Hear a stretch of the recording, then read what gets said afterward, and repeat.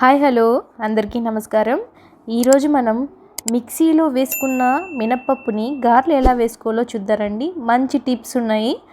మనకి గారెలు ఒక్కోసారి కొంతమందికి గట్టిగా వచ్చాయనో లేదంటే ఆయిల్ ఎక్కువ పీల్చిందనో చెప్తూ ఉంటారు. అండ్ మిక్సీలో వేస్తే బాగా రాలేదు అని కొంతమంది అంటుంటారు. ఇంకొంతమంది మినప్పప్పు బాగాలేదు వదగలేదని కూడా అంటుంటారు.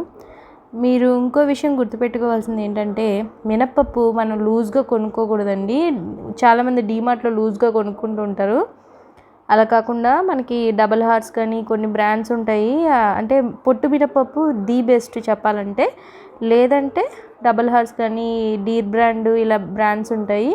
అలాంటివి కొనుక్కోండి. డీమార్ట్లో కూడా అవైలబుల్లో ఉంటాయి. సో ఇప్పుడు నేను మినప్పప్పుని ఒక 3 అవర్స్ పాటు ఒక గ్లాస్ మినప్పప్పుని 3 అవర్స్ పాటు నానబెట్టాను. తర్వాత మినపప్పుని మిక్సీలోనే వేసుకుంటున్నాను. ఇలా ఫస్ట్ పప్పుని ఒక తిప్పు తిప్పి తర్వాత మనం వాటర్ కొద్దిగా వేసుకొని అలా మెల్లగా గ్రైండ్ చేసుకోవాలి.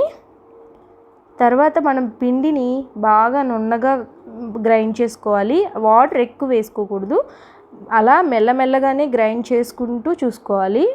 తర్వాత కొద్ది మిరియాలు కూడా వేసుకొని గ్రైండ్ చేసుకున్నాను. ఇలా చూసారు కదా, వాటర్లో వేస్తే మినప్పప్పు అలా పైకి తేలాలి. అలా ఉంటే మనకి గారెలు చాలా సాఫ్ట్గా పర్ఫెక్ట్గా వస్తాయి. తర్వాత మనం కొద్దిగా సాల్ట్ వేసుకొని ఇలా స్పూన్ తోటి బాగా బీట్ చేసుకోండి. సాల్ట్ బాగా కలవాలి. మీరు అప్పటికప్పుడు గారెలు వేసుకునే పని అయితే మిక్సీలో కూడా వేసుకొని ఓ తిప్పేసుకోండి.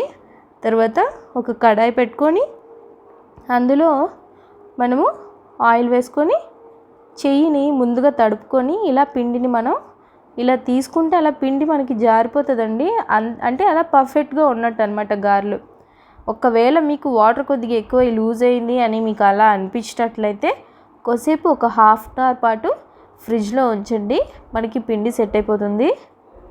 తర్వాత మనము ఆయిల్లో ఒక్కొక్క గారె వేసుకుంటూ మనము ఫ్రై చేసుకుందాం. ఇలా ప్రతి గారెకి మనం చేయి తడుపుకుంటామంటే గారె అంటుకోకుండా ఆయిల్లోకి సాఫ్ట్గా జారిపోతుంది అనమాట.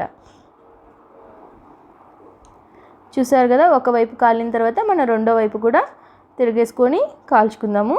మనకి గారె ఉడికిందా లేదా అని ఎలా తెలుస్తుందంటే ఇలా బబుల్స్ ఆగిపోయిన తర్వాత మనకి గారెని తీసేసుకోవచ్చు. చూసారు కదా, చాలా బాగుంటాయండి. ఈ టిప్స్ ఫాలో అయ్యి మీరు కూడా గారెలు చక్కగా మిక్సీలోనే గ్రైండ్ చేసుకొని చేసుకోవచ్చు.